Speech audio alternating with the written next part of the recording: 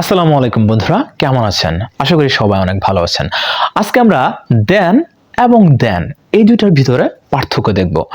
THAN, এই দেন মানে হচ্ছে চেয়ে, যেমন সে আমার চেয়ে ভালো, he is better than me. সে আমার চেয়ে অনেক বুদ্ধিমান, he is smarter than me.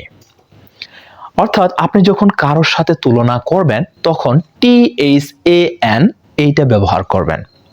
অপরদিকে THEN, এই দেন যার মানে হচ্ছে তখন, এরপর, এরকম অর্থ বহন করে। যেমন আমি সকালে ঘুম থেকে উঠি, তারপর আমি হাত মুখ ধুই।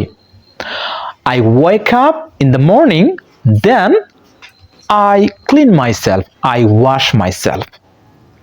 তো THEN এটা কোনো কিছু সিকোয়েন্স, কোনটার পর কোনটা বলবেন তখন আপনি এই দেন ব্যবহার করবেন।